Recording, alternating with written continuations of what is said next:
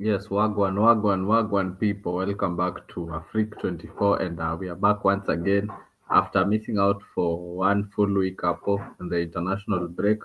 But we are happy to be back, and a lot imefanyika in the world of sport, and we shall be here to analyze it once more. And apologies for missing out for a full week, but to resume Apple in full force to continue with the analysis hapo. And the last time we were here, no, sorry, let me not say the last time we were here, but while I was away for a full week, tumeona a lot has happened. DR Congo imeshinda playoffs za Africa. They're going to play against the winner between Jamaica and the other side, which has a team. And that name kidogo, I might not be the best in pronouncing it, but a shout out to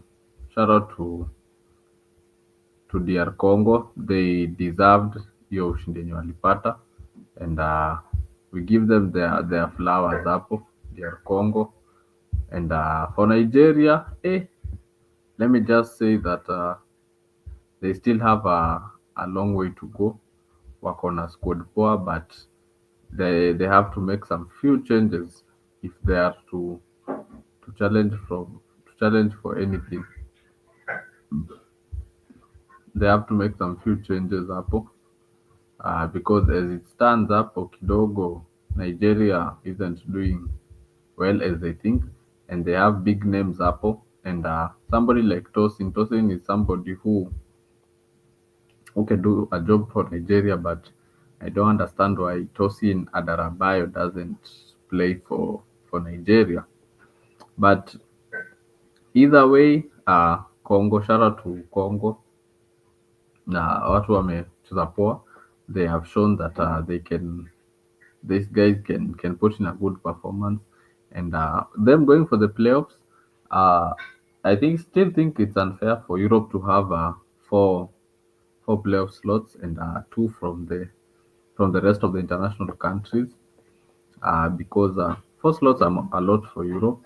And so if FIFA really is fair, they have to revisit some of the rules zenye zimekuwa placed hapo. But either way, shout out to Congo. And as they go for the playoffs, Jamani Congo, please make the continent proud and make sure you qualify for the World Cup. Because if they qualify for the World Cup, then furaha ni kwetu sisi wana Afrika. We always support the winners. But for the Super Eagles, I think something needs to be done. I don't know whether it's the coaching, I don't know whether it's the system, I don't know whether it's the players, but something needs to be done about the Super Eagles, because kidogo the Super Eagles, they're not really as good as they were 10, 15 years ago. Super Eagles kidogo saizi hawapunguza makali. So I think we need to see some few changes from the Super Eagles, and the quality is there. We have seen the players doing well in the international stages, so we expect them to replicate the same when they wear the badge for the Super Eagles. But either way hapo, outside that also tumekuwa na game hapa Kenya, and we've had two international games, two losses. Equatorial Guinea, the first one. The second one, it was the 8-0 demolition by Senegal. And speaking as a football fan, I have never seen our national team being dismantled that way. Never ever in my life have I ever seen Harambee Stars being demolished 8 goals to nil. And I would like to take you guys back a little bit kidogo.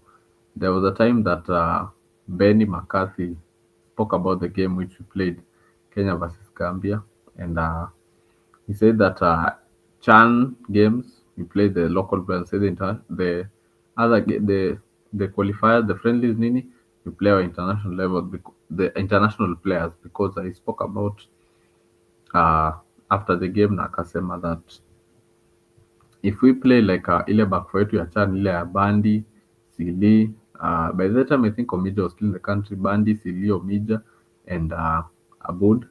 He said against Gambia, we would have held even 10 goals.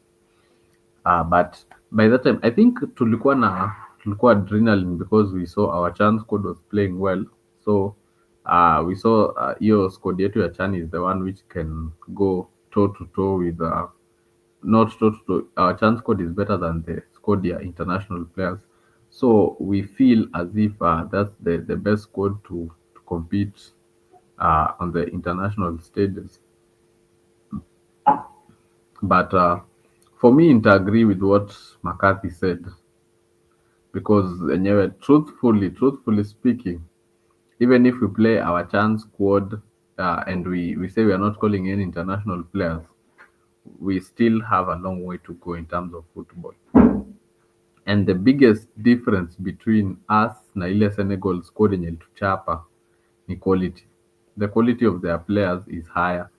And I wouldn't even say that the issue ni ati ni players wa Gor Mahia, because if we put even FC Leopards, we put Kenya Police, or we put Shabana, or even put Nairobi United players, still kidogo, uh, we wouldn't, the result would still be the same. So issue kubwa hapa na yetu yenye imefanya tulipigwa 8 goals ni the quality of players. Senegal, ukiangalia Senegal players, most of them wanacheza on the outskirts of Europe as compared to ours.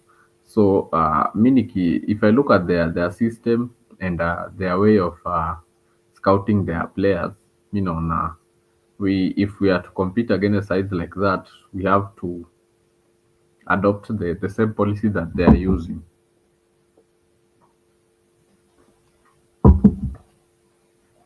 And when I say that, what do I mean? Nikisema hivyo namaanisha ukiangalia most of their players are not playing in the local leagues. Ukiona kama if you bring Senegal to play in the Chan, don't expect them to thrive, but put them on a grand stage kitu kama AFCON, whereby they they are now able to call up their players. Utapata first 11 yote inacheza Europe. Players are playing in France, Belgium, Scotland, even Greece, EPL, La Liga, and wherever, and unapata those players wanapata experience a lot. So kidogo inakuwa a bit difficult for us to be able to compete against those sides. So mi naweza sema what imefanya we lost that heavy loss ni, first of all, I think we didn't prepare well enough to compete for the two matches, and second of all, what I do feel the can I call it really a mistake? No, I can't say it's a mistake, but I'd say the quality of their players, ndio, the Senegalese quality is better than ours, and outside the quality being better than ours, wako na system poa, na ni system poa sana kushinda yetu, and it's a system that has been there for years, because this is a side that qualified for the 2018 World Cup, and outside it qualifying for the 2018 World Cup, it's still a side that was threatening, yani ilikuwa devastating. If you watch the 2018 World Cup, you'd notice that Senegal, hata ile game walicheza against the Polish, those guys walikuwa dominate. They were very, very solid at the back, and they were looking very, very scary. 2022 World Cup, they also did well, but we expected better when they played against England. But unfortunately, walitoka, but they did well, playing without even Sadio Mane. But sincerely speaking, the 8-0 demolition, uh, it's the worst thing we've ever seen.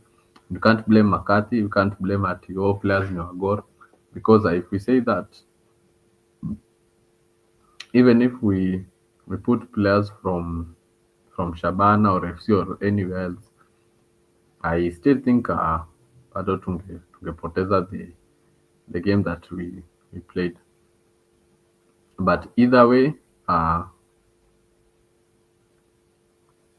we just accept that saizi team yetu iko down, and we need to put in effort to be able to to improve ourselves. And if we have to call our if we have to call better players, then itabidi. But anyway, let me welcome hapo Jose. Jose, karibu sana kwa Africa Cover 24. And eh, juzi tu hapa Jose, we got demolished by Senegal. Makosa imefanyika wapi Jose? Karibu sana. Mambo Alex, long time. Karibu Mambo, sana. unajua niliona wewe ni fan wa Senegal. Habari gani? Niona ulipigwa mpaka ukabadilisha kuwa fan wa Kenya ukakuwa fan wa Senegal. No, funny thing Jose, I've always been supporting Senegal kutoka World Cup ya 2018. Napendanga venye those guys they set themselves up. And napenda the fact that hawachezangi hii ball yenye tumezoea hii ya kupurapura, but I didn't expect the demolition because tulikuwa humble design ingine. The time first half ziliingia bao sita, hata mi Jose was very much humbled. I didn't expect that, but I expected us to lose, lakini si bao nane. I was very humbled. What is happening? Football is advancing in Africa, but East Africa is being left behind. If you watch the game between Morocco and Uganda, Uganda was demolished 4-0. So I think football in Africa is changing, but are Kenya and Uganda and Tanzania changing? That's the real question. And what do we expect as a country if we can be beaten like this in international friendlies, which we have not qualified for anything, so we are not taking serious these international friendlies, and we are supposed to be taking them serious because we don't have any other matches we are going to play. We are not going to play in the AFCON, so we cannot gauge ourselves. So where are we going to gauge ourselves? At least Uganda and Tanzania in the AFCON, they can try to gauge themselves from there. But us, what are we gauging ourselves to as we cruise in AFCON 2027? Are we going to be demolished in the same stadium that we are going to give them, the new stadium Talanta? Are we going to be demolished in that stadium, or what is going to happen? Because you clearly can see Kenya, the aura is getting down.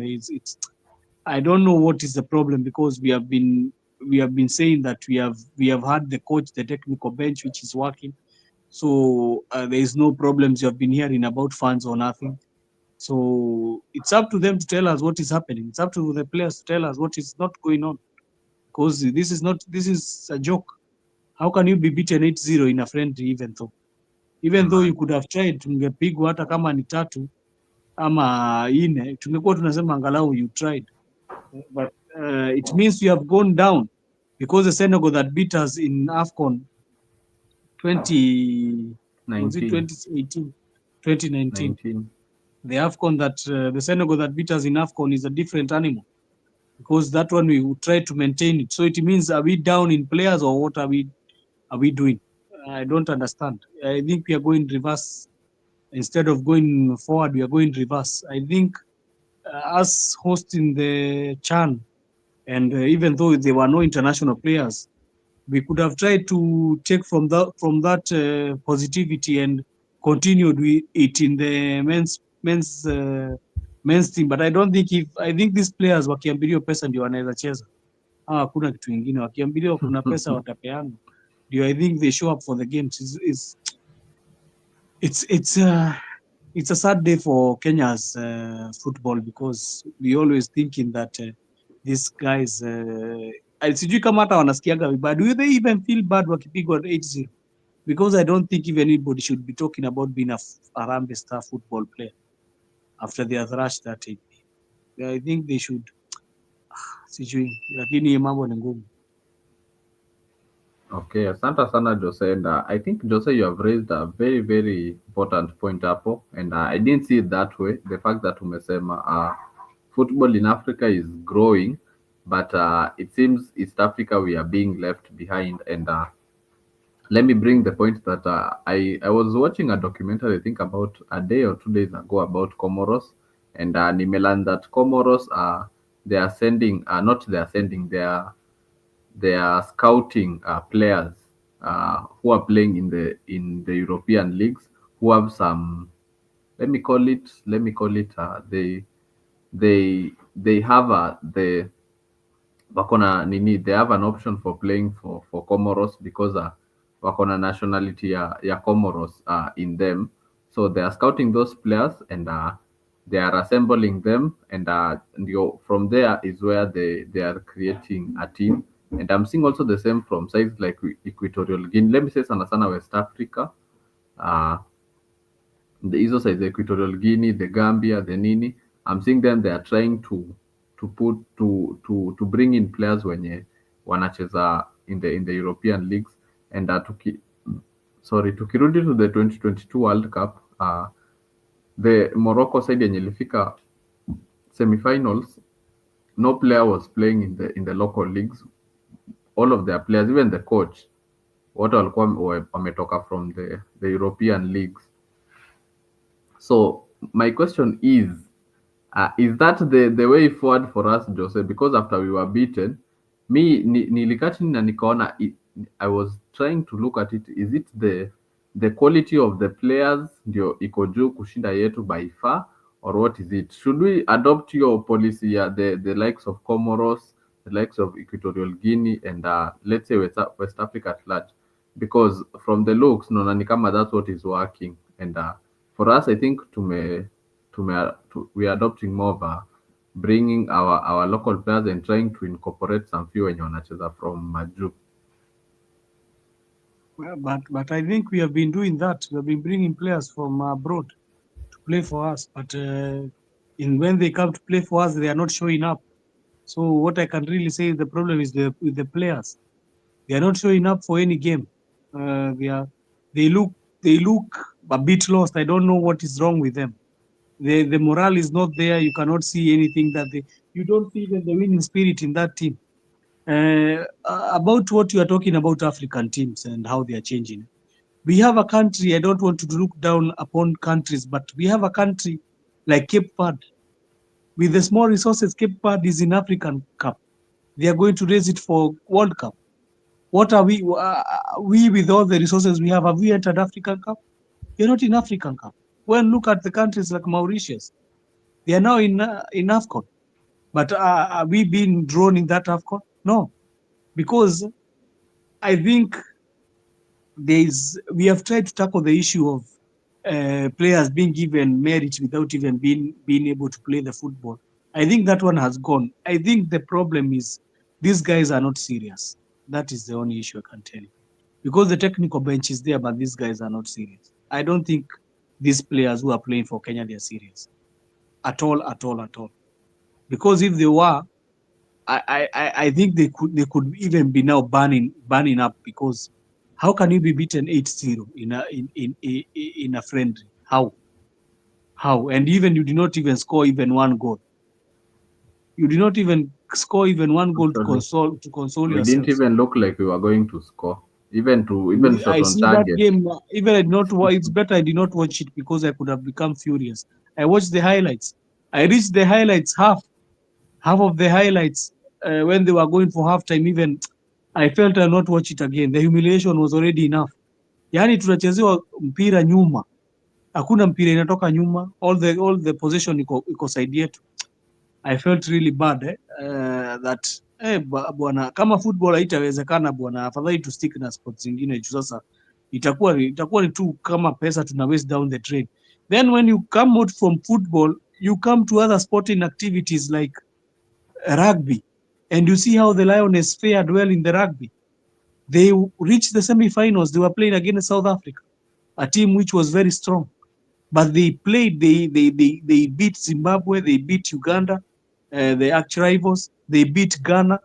If you look at the way they are performing, these Lionesses, you could be very proud. Just go to netball. Netball, Kenya defended their title. They are the world running champions of the netball title. Go to the one we are calling, what was it called? There's another one they were playing the other day. Men were playing. They also won and they are holding the title. If you go to other sporting activities like running now, you know that is our profession. That is clearly taking. I think if they are not serious, bwana, you know, I saw people say si vizuri sometimes hold sports kidogo kwa football kidogo kwa inchi. Sometimes even I think it is advisable. Saa zingine mpaka mnaihold mpaka hawa watu wakuwe serious, kwa sababu the more tunaendelea tu na hii mchezo you cannot be having that you have, how many teams are in the Kenya Premier League? How many teams? We have 18. around 18 teams. 18 teams, but you tell me that there is no players who can play in that 18 teams? There is no possible players who can play for Kenya who have talent and who are playing for the jersey of the Kenyan team? 18 teams. And we still have foreign players who are coming inside the country. What kind of a joke are we doing? I don't understand. But I think there should be an overhaul in football management in Kenya. I think the FKF is doing a good job, but I think we should check on these players now, because you cannot tell us we have given you resources, you're going to you're sleeping in good hotels, you're traveling, there's no problem with your traveling, you're being paid. So what else is the issue? I thought the issue was about money. I thought the issue was about you not getting good hotels. I thought the issue was about you not getting flights. So I thought the issue was you not having a good coach. What's the issue now? Can they tell us? It's becoming now a nuisance. What's the issue? They need to tell us as players. And by the way, niliona nchi nyingine makatel wakiuliza wananchi, I think ni AC Milan, wanauliza mtuambie vizuri nini mnataka, kwa sababu hatuelewi. Tumewapatia kila kitu lakini bado mchezo. I think which team was it? I don't remember the name of the team. We should call them to order. Wakicheza hii mpira, hata kama atakuwa na international friend is Kenya, tuulize what do you want, tell us, kwa sababu we have given you every single bit of chance. Yeah? What do you want? What do you want from us? Because we have given you every avenue. You are humiliating us left, right, and center. Now, how do you think the ranking of our country will? It will fall down again. You cannot be thrashed 8-0 and continue thinking your ranking will be there. Hatujaifika hata 100, Alex. We have never crossed the 100 mark in football, but we are still. Sometimes even I don't long for the 2027 AFCON, because we can have the AFCON as host, but where do you think we are going to? Where do you think we are going to be? We can be hosting, but if you are given like teams like Morocco, Senegal, Cameroon, Even teams like Algeria, Ivory Coast, even if Tunisia. Gambia is rushing us 3-0 at home, Gambia, where do you think we are going to ponea? Ama si tunataka tu tupatiwe Tanzania ndio tutosheke? Where are we going to ponea in this whole thing? Do you see us even coming out of group stages? We can't. So why do we even need to host this thing even if we cannot even come out of the group stages? Because I know as a country, all the countries who have hosted AFCON from 2019, they have been coming to the semi-finals and quarterfinals. Go and look the cup that was being played in Egypt. Go and look at the cup which was being played in Ivory Coast. Ivory Coast won the cup. Come and check the one which is being played in Morocco. Do you think it will be different? Do you think Morocco will not reach semi-finals? They will. And maybe even they will be in the finals. But come to 2027, where do you think African countries will be? East African countries? Will they even pass group stages? Group stage. All of them even leave Kenya alone. All of them, do you think they pass group stages? At least Uganda is trying. No, but Kenya, do you see Kenya? Do you see Kenya? Imagine the first opener you are given a team like Morocco. They will thrash you. Mnajifanyaga hapa mlipiga Morocco. They will thrash you, bwana. But this one can have a change, because we still have one more year to do this. We still have one more year to do this. But if you are not serious, mi na advocate afadhali sasa, tukiona kama hiyo AFCON imechezwa, hatuone vile tutacheza upuzi. Kama tutacheza upuzi, ya advocate hata tuanze kuspend pesa mingi kuweka kwa more avenues like other games like volleyball. Volleyball even is doing as marvelous things in Africa. They won in Ivory Coast. They won. I watched that match between Kenya and Cameroon. It was Kenya versus Cameroon. Was it Cameroon? Yeah, I remember it was Cameroon. We won. We beat them at their home ground. They were at home. Yeah? And Egypt have been the fathers and the goddess of volleyball in Africa. But we thrashed them. and we thrashed Cameroon. So I don't know where we are headed as a football fraternity, but I think we need an overhaul. We need an overhaul, and these players need to be asked the direct questions. Nyinyi wote mnaendaga mnalaumu coach, Makadhi this, Makadhi that, Makadhi why like this, kwa nini nini? No. Now we need to check out the players now. We have been taking all these coach out because of saying the coaches are not good. When have we ever asked ourselves, are the players okay? No, it cannot continue happening. I think it's tiresome now. It's getting tiresome. And so thank you for your Jose. And as we continue, so the the Harambee Starlets have qualified for the WAFCON. Ya Madem ni WAFCON. And shout out to Beldino Demba, the head coach. They qualified. Well, the last game I think they won their group stage match, and they booked their tickets to the to the 2026, yes, WAFCON that is being played. So my question is, Jose, is people might feel this is bad, but should we shift all our attention towards the female sports? Because I feel like female sports huku Kenya iko so much underrated, mostly football and the likes of rugby. I think Yamademi iko underrated, and the funny thing is performing better than the men. So should we shift all our attention to them because I think they're making us proud? Imagine we needed starlets to come and do a revenge for us. Ati tulibidi tuite hawa starlets wakuje wapige Gambia because sisi tuligongwa na Gambia vibaya sana. Ati hawa ndio walikuja kutuondoa hiyo machozi tulikuwa nayo and the shame we had after being thrashed at home. I think this team is a team to watch. I have watched their game. I watched that game between them and was it Gambia? Yeah. And Yeah, and the Gambia. goals they scored, it was fantastic. I like one lady. I think anaitwa Irene, or she's being called what? I remember there is one Striker. lady. Yeah, there is one striker. There is two ladies I have known. Ni vile majina inanipotea, but I really like them so much. And I think ukiniambia jina nitakwambia ni nani. I think inapotea. Let me try to remember. I liked those ladies. They are marvelous. They are marvelous, and they are playing very good football. Mm.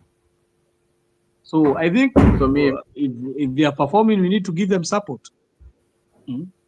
Wanaume, they are really letting us down. Let's give a support to the ladies. I don't know even why the ladies are not being given something for what they have been doing. yeah, true, very true. Should be given something than giving these men, kwa sababu hata men sasa unapatiwa pesa halafu Alex wewe unagongwa bao 8 bwana, na unarudisha na kikapu karibu atupige bao 11 tukue kila mchezaji arudi na yake mpira Actually, yake. it could have been more. It could have even been more. Me, I support these ladies. I think I watched their game.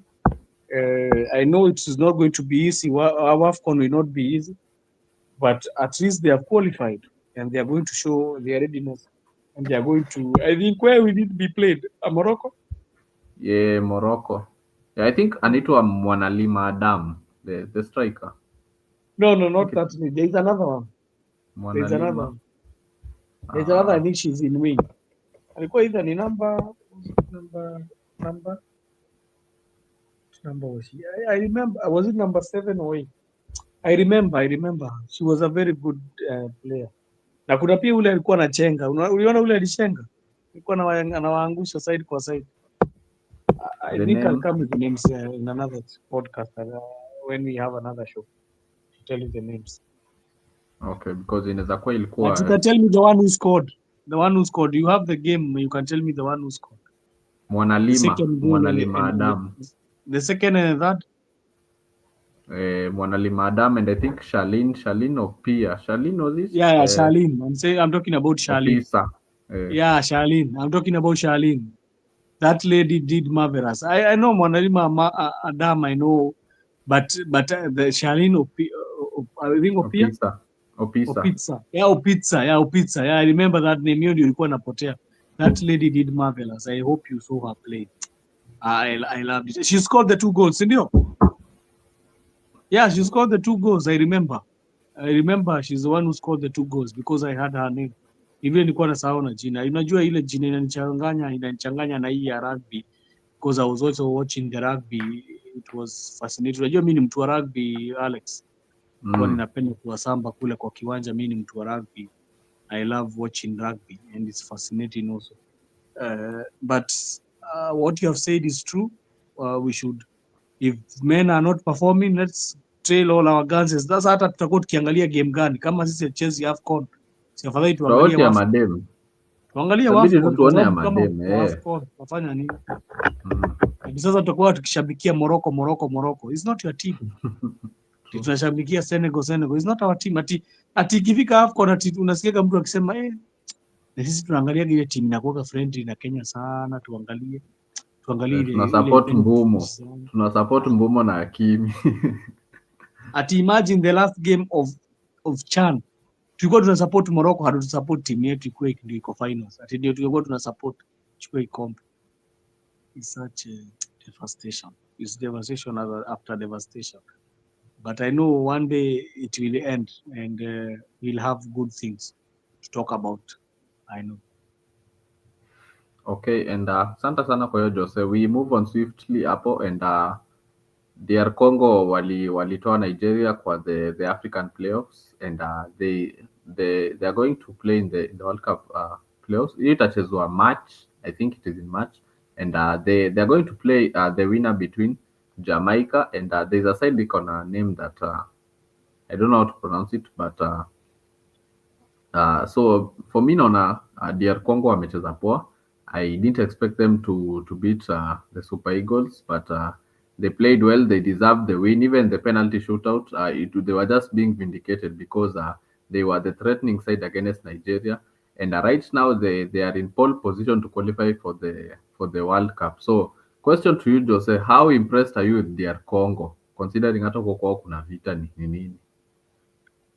Thank you so much for that question. I think DR Congo is the only team performing in East Africa. That is the only team performing in East Africa, and I want to give them their flowers because they have been playing very good football. Isipokuwa ni vile kulikuwa na mshike ile timu walicheza kwa stadium wakataa kuharibu stadium na nini. I think they really played good football. Hata kama Nigeria ilisema ni voodoo ilitumika, kunaga mambo ya voodoo, ni either unashinda ama ushindi. Hiyo sasa Yeah, ndio mambo true. ilitumika. True. So I really like DRC of kind of football. You remember that their country has not been stable, but as you have been blessed, you have been stable, but we don't even have time to play football.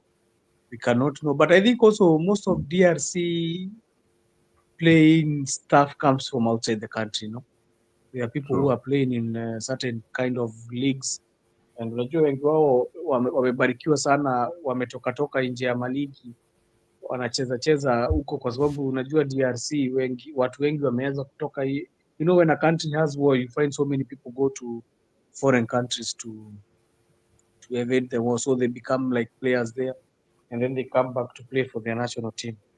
I think that is what also people are coming back to play for the national teams. I've seen the likes of Akina Mbuemo, I've seen the likes of Akina Ahmad. Ahmad has been playing for the team. We see Senegal, we have so many players who are playing and they have come back to play. We see the likes of Akina Morocco. Morocco, so many of the players, they have come back. You saw even Hakimi won the African Golden Boot. Do we call it the Ballon d'Or. Ballon d'Or? The Mm. African Ballon d'Or. Unajua sasa yeye ni Ballon d'Or winner bana. I think Cristiano anasikia vibaya. Unajua Cristiano angetaka kushinda African Ballon d'Or, lakini sasa African Ballon d'Or atashindaje na yeye si Mwafrika bwana. So I think it's a good gesture that African football will be nice. Unajua watu wanasemaga Africa hakuna talent. I want to tell you all these guys that have gone there to these places and they are playing for these countries. Just go and check them from where they are coming from. Most of them, they have their roots in Africa, and that's why they have very good food. You know, Africa is fond of resilience and everything, and it has talent. So I think for DRC, they are going to be a force to reckon with in the World Cup. And you can see also the countries like I think DRC can go quite further, even if it will be group stages. Maybe We'll see. I cannot talk about it right now because I've not looked at the other countries. Unajua mpaka Italy yenyewe imeshindwa kuqualify. I saw it, walikuwa very angry, wanasema ati Africa should be given less spots. So Yes, I saw. ninashindwa, nyinyi Imagine. mmepewa 24 and bado mnashindwa kuqualify, na mmepewa 24 slots na bado mnashindwa kuqualify, na Africa inapewa 10 tu, na it's just a shame. Italy imeisha football, I think. Italy football yani inaweza And fufuka and tena. see ati Jose ati Italy haina squad. They have good players. See wako na they have a wall at the back, Donnarumma, big game player. They Lakini have the sasa ni likes squad of. gani hiyo naija qualify for two World Cups? No, I'm Two not World saying Cups they have not been the there. previous World Cups.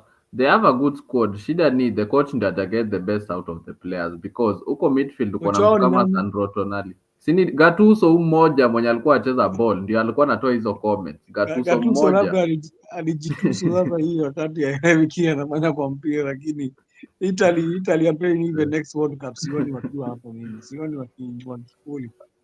Juu sasa wakimisi ya 2026 inamaanisha wataenda World Cup gani? 2030. Mm. Wangoje ya Saudi Arabia. Saudi Arabia bado haiko. Ile inakuja next ni ya Portugal, inakuja Portugal, Spain and Morocco. Morocco. Mm. Itakuwa Portugal, Spain and Morocco. Sasa labda wa qualify ile ya Saudi Arabia 2034. That's what I'm saying. They have an opportunity for that one. But So, if I watched the game here out in Norway and I saw there are some quality players wenye wako hapo. It's not that at Italy they have players wenye hawajulikani. They have some sort of good players and venye umesema Jose, Europe has a lot of slots even in the playoffs zenye ziko four slots ni za the European countries and then two sasa ndio the outside the continents have to fight for. So DR Congo might probably wanaweza cheza against Jamaica to see which one can qualify. But Europe they have been given four slots. Hizo ndio unapata timu zenye zimecheza vibaya kama hizo Sweden nini nini hizo, they still have a chance to qualify. lakini don't underrate Jamaica. Jamaica is strong, eh? Yeah, Jamaica true. is a very good team, eh? Don't underrate it, ati kusema juu wanacheza DRC wanaweza gongwa. It Mm. is a very strong team. I've seen them playing also. Usicheze nao. There is no team which is simple. Ukisikia team imefika hizo maeneo. Jamaica, I think they play in the Copa. Yeah, They play in those they're sides of South playing. America, sindio? Yeah. Yeah, they qualify in American qualifications, sindio? Yeah, wameenda Hawa wanakuja playoff. group ya American, yeah. So it means wale wamefika basi wamecheza mpira. They have Mm. played with the likes of akina, is it Cuba, the likes of akina hao hizo But you see, countries. Jose, before even DRC huku Africa imequalify direct, so Jamaica still has to play one more side, then the winner of those kwa hiyo mechi ndio atakutana na DRC. Wanacheza na nani Jamaica? Kuna ka country hapo, hiyo jina sijui Ile nini. kitu nimejua ni Middle East ndio hakuna mpira bwana. Kama Qatar imequalify for World Cup 2024, 2026.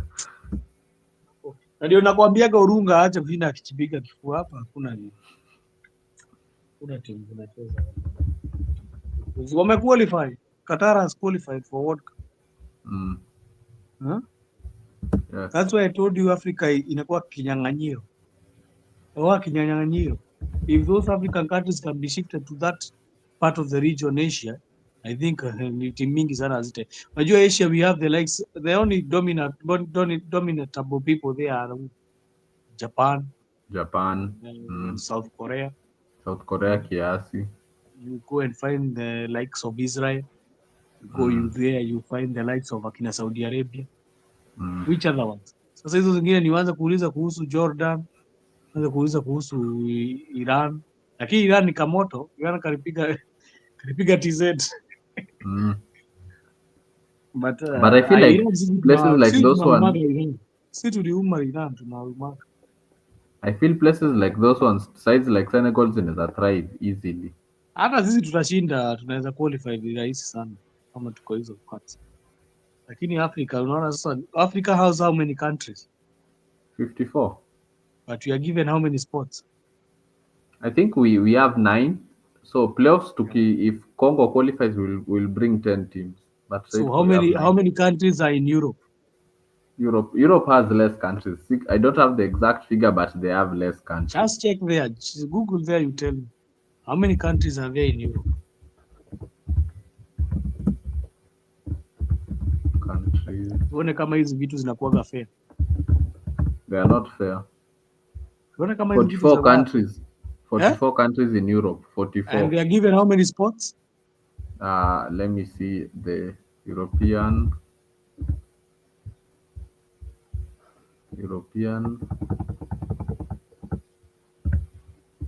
World Cup slots 2026. 16 teams. 16 teams. So that is what? 16 teams. That is Uh, almost. That is almost 50 what? 55%. na ujue Jose, hiyo Just 16 teams hizo ni direct qualifications. Na kwa nini kwa playoffs there are how many teams will qualify? I think four. Four teams will qualify from their playoffs. so there are 20 teams. And you say there are 34, there are 44 countries. 44 countries. So that means it's 45%, around 45%, because that is a half of, that is almost a half, because a half is 22. Na umesema 20, si ndio? So that is almost, that is even a half. Let's say it's half. What about Africa? 10. That is what? 10. Africa, we have 9 9 ziko minus. guaranteed, then one is going for playoffs. So that is 10 minus 54. How many remaining? 44. So that is 44. that even half? That is not even half. So that means it's almost 15%. If you go to America and other places, you will see how we are disadvantaged, brother, and it's not good. Because if we had those who are shortened and najua hizi kataa usi ikishorteniwa wanadhania huko ndio wanajua tu bole, but if it was fair, I'm telling you we could be having around 15 spots, but now it's not fair. It will not be fair. And ujue zilikuwa kidogo ni vile kulifanyika nini zilikuwa kidogo ni vile hata kuliongezewa teams zikafika 48. Tunakumbuka zilikuwa 32. So ilikuwa inamaanisha teams ngapi? Afrika ilikuwa inapewa team 7. 5. Alikuwa 7 ama 5. 5? Hata ni 5 I think. I think so 5. Out of 54 countries. So you see it is unfair, very unfair. And I don't know what Motsepe does about that, because he should be talking about that. His work is not to only be flying and going to countries wakiwa na Infantino. Unaona kazi yake anapenda sana kwenda na Infantino na kupiga picha. He should be talking about that. He's the head of African football, AFCON. Why does he not talk on behalf of African countries? We need more sports in it's all FIFA. Sio yote ni FIFA, si hata hiyo ya AFCON si ni FIFA. Yeah, they should be talking about that. But I think also not even that. How many times have African hosted the World Cup? Once. Yeah. In almost how many years? Mingi When did sana. the World Cup start? The World Cup started way very back. long time ago. Unajua bao ukiwa na World War 1 kulikuwa na World Cup. Naona. Hata World War 1 kulikuwa na World Cup. World War 1 kulikuwa na World Cup. World War 2 kulikuwa na World Cup. So tell me, from 1910, now right now we are in 2025. So how many years are those?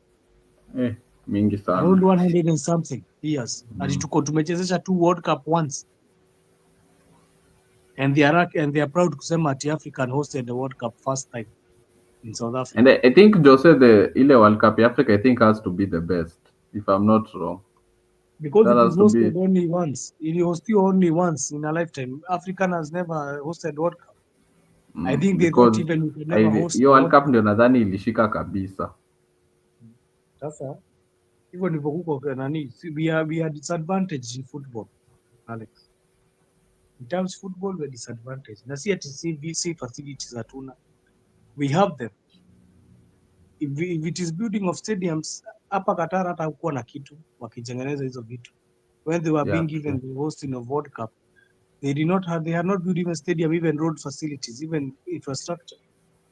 But us we already have a Kickstarter. We have hotels, we have roads, even though not all of them they are built. We can try. That is what it is. Hivyo ndivyo iko. We are disadvantaged. Now, right now is when we'll have another African country, but it will not be an African country hosting alone. It will be with multiple teams. Itakuwa imecombine na Spain. Now, where do you think it will lie most? Morocco ama Spain ama Portugal? Huko Spain na Portugal. Ndio zitakuwa zikichukua zile game mingi. The same way that has happened in Mexico, US and Canada. Yeah, true hapo. I agree with you. Utapata Mexico itapata some few games. Ni ngumu usikie ati the final is being played in Mexico or final is being played in Canada. Hiyo the Americans wataichukua. That is what it is. I think Premier League is coming back. I think also we are going to talk about Premier League because unajua sasa hizi mambo za hii kupigwa nane mi hata International. zinanibo Yeah, kabisa. Mi nasikia nimekasirika kwa sababu hao watu hawawezi kuwa wanapigwa nane hivyo, na tunawachekesha all the time. Naona watu wakimake jokes ati tulipigwa. When you make jokes should be very angry and calling out those players, all of them. Kwanza hiyo list nataka kujua yote. Wale walikuwa huko wanacheza, kwani wanacheza aje? actually Nini people nini even Senegal, said nini, nini watu Senegal iko walisema hiyo nayo ni ati Gor Mahia. Watu nini walisema ni nini shida ni Gor Mahia. Mimi sitaki kublame niseme ati ni Gor Mahia ama ni nani. That is a national team. Hao ni watu walikuwa wanacheza national. Juu wote wako na ID za Kenya. They are all people who are supposed to be playing. I don't want to take it like that. But we should be very serious. We need to be very serious with what we are doing as a country. We need to be very serious with what we are doing. Because you cannot be, you are representing the, when you have you ever seen the race, the people who are running in for the tracks field, wale wanakimbia the marathon and everything, umewahi kuona wakituaibisha? Hata kama watazamiwa wanashindwa, they hold their heads up high. Hawakubali hata kukoa hizo manamba 10, wanajaribu kukaribia hata kama ni namba 3. Yeah, This is true. such a shame. They should feel ashamed. Hatufai kuwa tukiwabembeleza. They should feel ashamed, those players. Me, I don't blame any technical bench. Bench are giving them the skills, don't want to use. Me, they should feel ashamed, all of them. Shame on them. Yeah, true. And wacha tuingie tu kwa predictions za hii wiki hapo, and tuki digress from the international football. The games inarudi hii wiki. I'll kick off hapo. We have Chelsea versus Burnley, and that's where my this is our match week fixture. Tumefika match week 12 hapo, and early kick off we have Chelsea versus Burnley. Hii itakuwa inachezwa Tufmo Stadium, and so Chelsea fans will be very happy because Cole Palmer is back in the squad, and kuna youngster wao hapo mwenye amekuwa akitesa in the international level hapo, Estevao Williams scored against Senegal, scored against Tunisia despite Brazil drawing, walidraw Tunisia 1-1, and the wonder kid of late is shining. Watu wanasema he will put Pedro Neto on the bench, but as for now sasa Chelsea hawafai kuwa na excuse yoyote because if Cole Palmer is back right now, atrai kusikia ati stories ati injury ati nini sijui hatuko poa. Right now Cole Palmer is back, and is back at the right time, so hopefully won't be injured for the long parts of the season, so that tusisikie mara oni excuses, though I feel like the team has to do well with or without Cole Palmer, because if somebody is out and huo ndo mtu mnategemea, then I don't think the coach is doing enough, because the team should keep on going. Unaona, if kama for example Arsenal, if Odegaard is out, Eze anafaa ingie and he does the job, and the train moves on, so ndio team isikuwe a one man team, ikuwe team yenye it's a collective effort. But for Chelsea being away versus Burnley, me I'm going for a narrow 2-1 win. Nawe Jose? Nimesikia, lakini mchunge msikue cold as cold Palmer. Lakini hapo mtashinda hiyo. That game will be an easy win for Chelsea. 3-0. 3-0 Let me and put it 3-1. 3-1. 3-1, and pia hapo tuko na game ya Liverpool versus Nottingham Forest, and so I think Liverpool will be looking forward to bounce back after the last time they were beaten by Manchester City 3-0, and Doku had one of the best performances I've ever seen from him, and it still seems ni kama Liverpool bado they have some issues, because prior to the previous game, the last time Manchester City iliwachapa ilikuwa ni 2023, but as of now it's like they are slowly wamekuwa wakigundulika, yani their style of play imekuwa found out, and Salah is not firing goals for them. So Liverpool, they are still in the mud, though Nottingham Forest, I feel like Nottingham Forest is not strong enough to challenge them. So hii hapa I think Liverpool can get a win, and I'll go for 3-1 win for Liverpool. Na wewe Johnson, unaje Liverpool na Nottingham Forest? Mimi siwezi kasema Nottingham mate iko kitu kidogo. Mimi hii game itakuwa game Nottingham has nothing to lose. They are coming to Anfield and I don't see they have anything to lose, but Liverpool has everything to lose. Because if they lose this game, they are going to drift away. So I see a possibility of where they are going to go a draw of 1-1. 1-1, and we continue hapo, and St James's Park hapo kuna game kubwa, Newcastle versus Manchester City, and the kulikuwa na game hapo ilichezwa some few, let me say a month ago hapo, Arsenal versus Newcastle, and Arsenal went away to St James's Park and they picked 3 points. And me na we Jose, our teams are very very much aware of how difficult it is to play at St James's Park, because huko Newcastle inakuwa very difficult to beat them in the Prem, and Man City are going there, and this game will be very very big for Manchester City in their title race challenge against Newcastle, and Newcastle also si rahisi wapigwe huko kwao.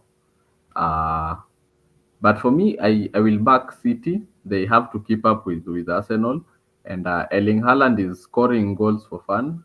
There's a stat that I saw where he has 32 goals in 20 games, and he's scoring for both the national team and the club football. And he has sent Norway to the World Cup for the first time since I think 1978, if I'm not wrong. And the guy is doing well. And for him to send Norway to the World Cup, we have to give him his flowers. He's been firing goals left, right, and center. And also Newcastle, they have a very good striker, Nick Woltemada, has been firing goals for Germany.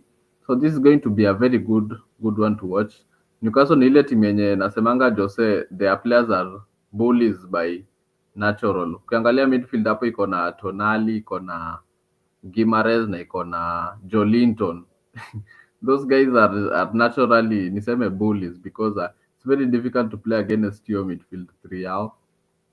Though, but for City challenging for the title, me will back them with a 2-1 win. What Uh, about I, you? I think that game will be a game of might. But Newcastle, Newcastle, I think they need to show the strength in their home ground, home turf, and Man City needs to keep up with Arsenal. I think they need to. I think Newcastle is what position? They're in 14th. In 14th.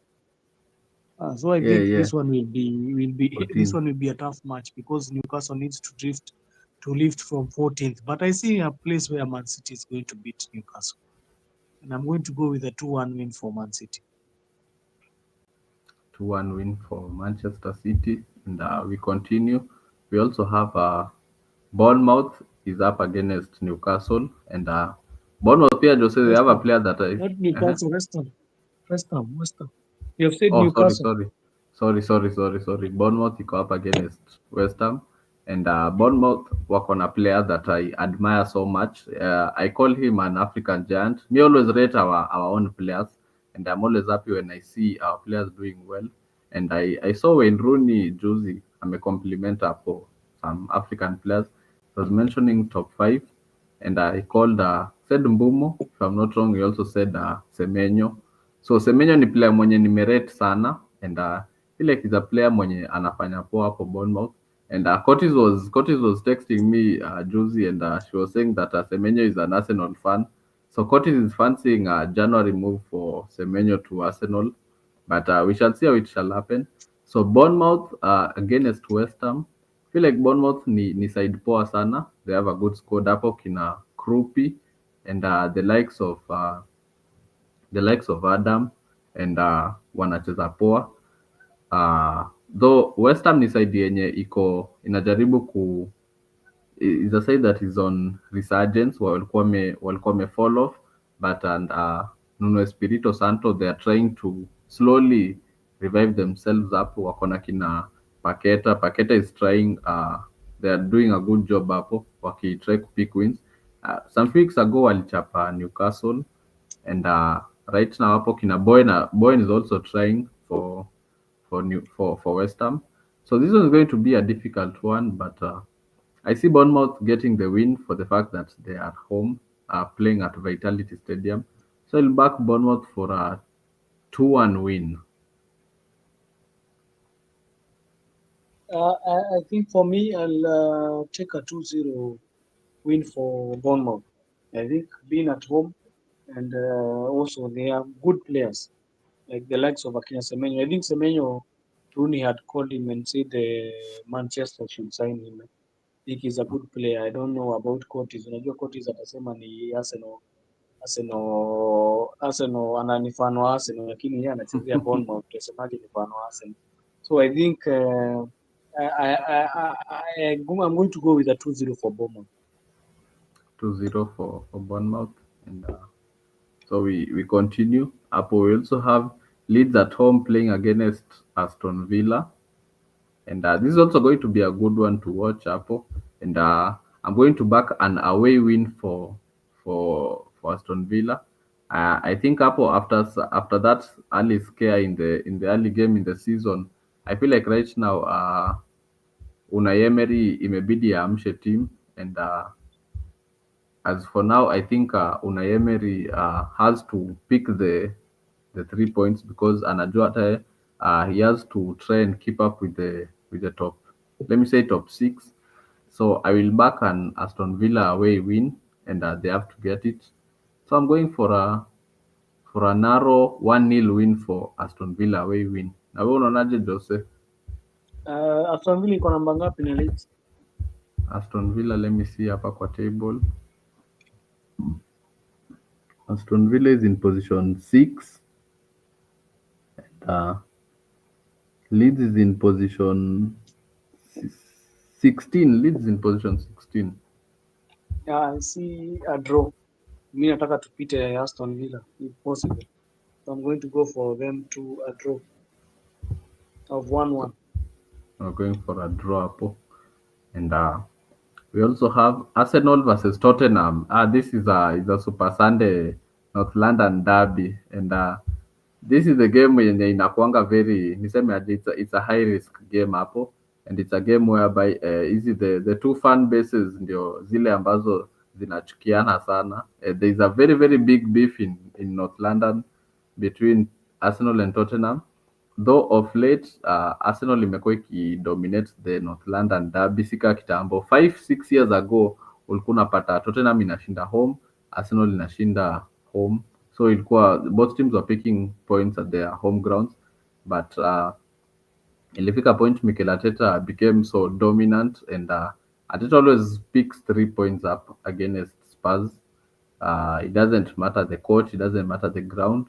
And this game they are playing it up at home, and they are not having Saliba in the game. So Jose, you'll have to talk about Saliba being out. I think he's out for a month or two, and Arsenal fans wameanza kuingiza baridi when wamesikia Saliba is out. Not Saliba, sorry, Gabriel is out. Gabriel, Yeah, so they wameanza kuwa scared.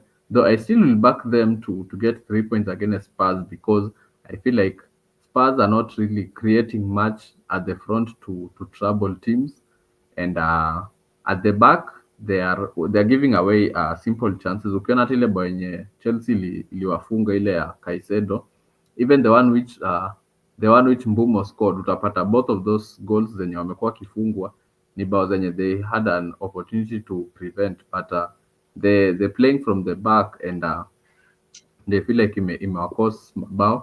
But the funny thing also is Spurs have the best away record in the league, going to Emirates. So this is going to be a good one to watch. But for me, if I'm saying, if Thomas Frank doesn't create chances to score against Arsenal, he doesn't have a chance of winning, because Arsenal are very solid at the back.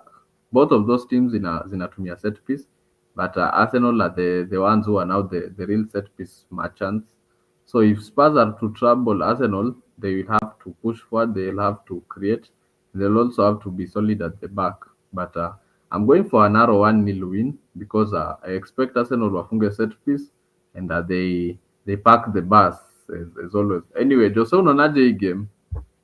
Hii game Mhm. nilikwambia ninaona kandovu kakiteremka, kandovu kanaanza kuteremkia hapa the likes Hiyo of Collins akina Gabriel akisikia hata Martinez. kubaliana nayo, hiyo akisikia Unajua the atakasirika. problem is the problem Mm, akubaliane ama akatae, that back mm. of theirs they are saying is strong.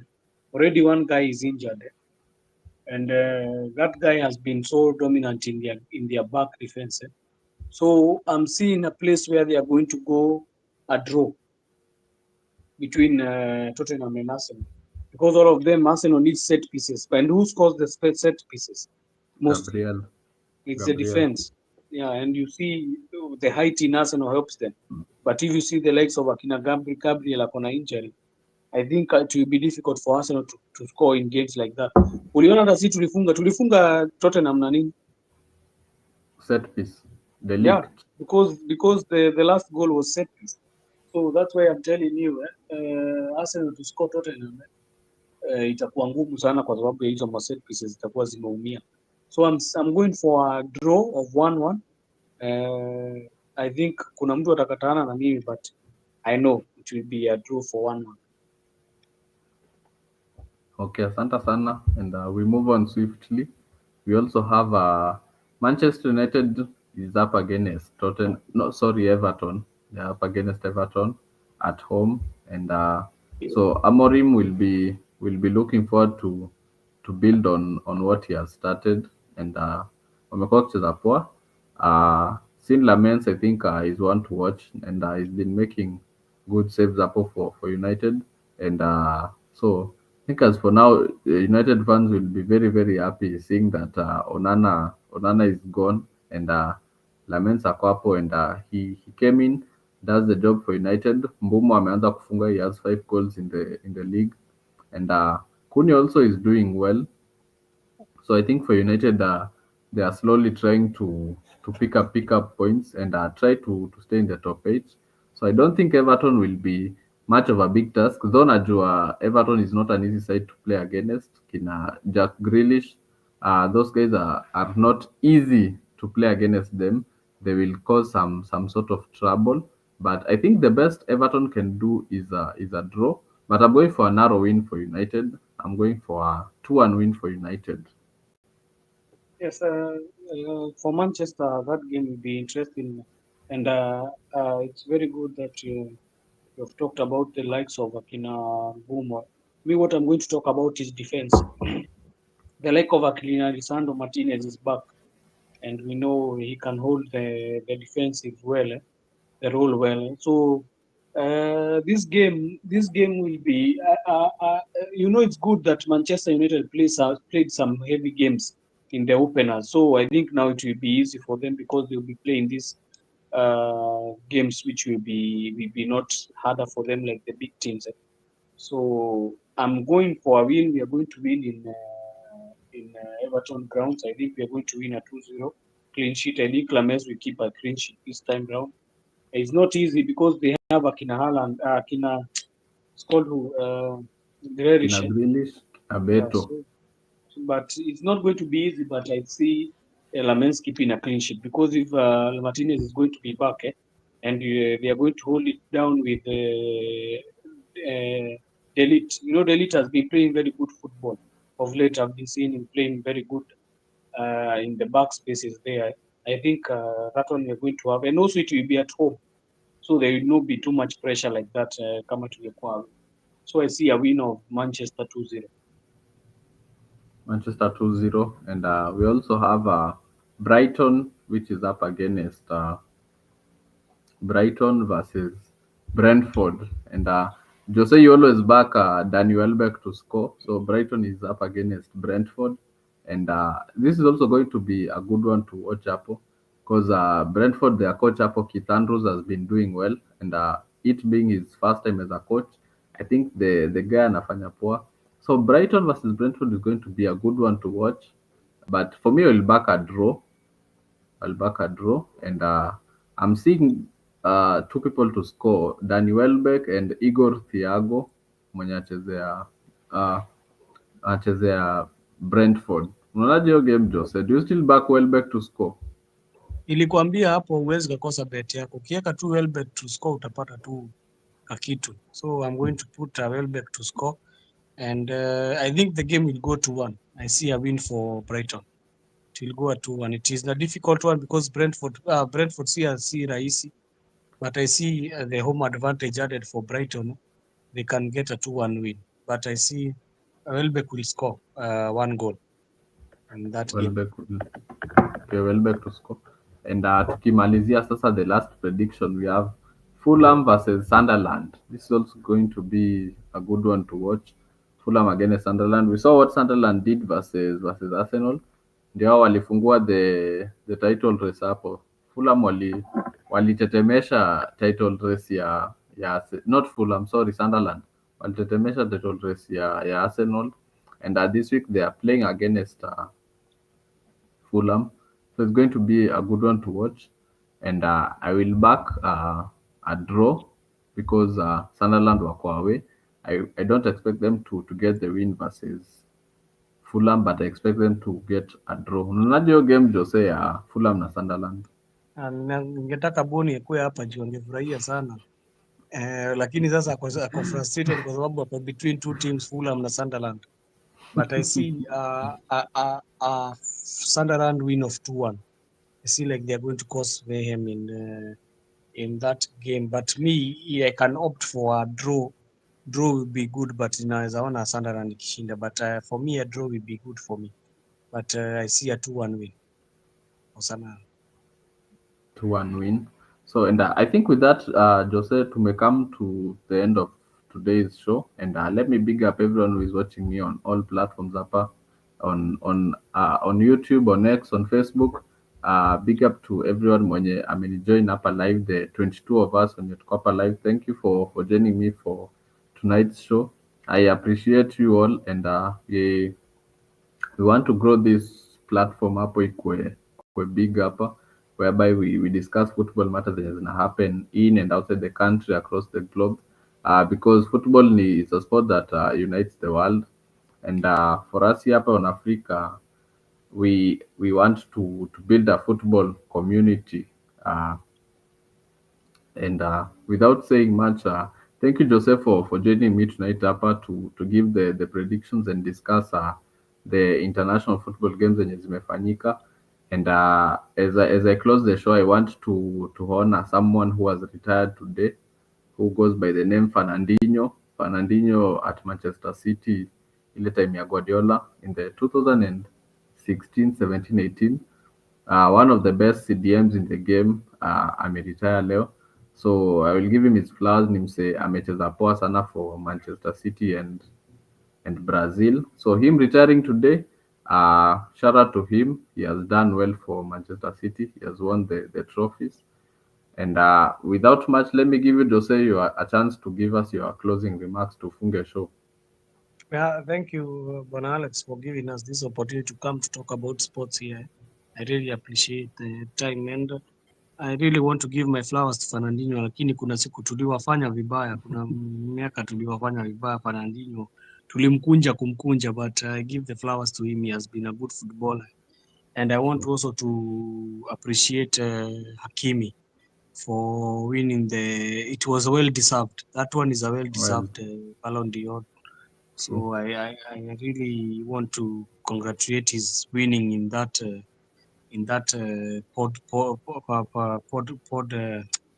African Ballon d'Or. Yeah, I want to for that platform for him winning. Also, I saw Ruto won in that platform. You saw Ruto won. True. Won, I think True. the best president in achievements of football. So all in all, I want to thank the viewers who come here to listen to us as we analyze. It's not that we know football too much, but we try to analyze it as possible as we can. And I would like us also to analyze as other games, Alex, see football too. Unajua naona tuna analyze tu futa sana. We had the sevens in Kenya, and those guys really tried. There have been so many things that Kenyan team has been performing. I also the netball. I don't know if you watched the netball they were playing, and they lifted the cup. I was following it, and also so many other avenues you have been playing, and we have been winning these things. Also, even athletics, I want to appreciate those guys. They have been performing well. Football is a bit hectic, but we need those guys to be serious. That is all we need. Waache mchezo. We are not using every funds we have because of them kuenda kufanya mchezo. We are tired of this rhetoric of them going, tunapigwa tunasema ati ni sawa. Hapana, it's not all well now. It's not good. Si vizuri hata kidogo. We not be saying it's okay mkipigwa all the time. So I hope they are going to improve. I hope the coach is going to diverse new strategies. He's going to check new. Unajua hii team inafaa mtu kama achezi wanachenjiwa very quick. Je, watu wajue timu ya national si mchezo. Kupata hizo sports si mchezo. So I think that is that. I want to wish all the people maybe a good night if people are watching us from Kenya. A good night from all parts, and good morning to other parts because others are waking up. And Kina good mzalendo. afternoon to the people. Yeah, and good afternoon to the people who are watching us from places where it's in the afternoon. And tell everybody this platform is going to grow. We are going to push it, and we hope for better things. For this coming, I hope now football has come back. Watu watafurahia kidogo. The Premier League is back. But naonaga tuna enjoy sana English Premier League, hata tukumbukagi tuko na Kenya Premier League, but all is said and done. I think it took hearts of many Kenyans. So thank you so much, Alex, for the time and the passion you have for this great platform and for the football of Kenya. Yeah, shukran Jose, asante sana. And let's meet on Sunday as we discuss the games. I hope by Sunday Mbogi yote tutakuwa hapa. And I spoke to the coach. Coach wanted to show up for a show, and but he said amekuwa ameshikika kidogo. So I hope on Sunday tutakuwa na coach. But either way, let's meet on Sunday. Na uliuliza coach kama anashinda mpira ama ni kuchezo tu, hata yeye ako na michezo huko. Kwa hiyo ligi yake anafanya majambo ama ni bado hata yeye anaonyeshwa 8-0. Kocha anafanya vizuri. Barnabe anajituma. So but he has been quiet for a while, so I hope on Sunday we'll be here ndo atuambie tusikie from the horse's mouth. Sawa. Thank you. Sawa, siku njema.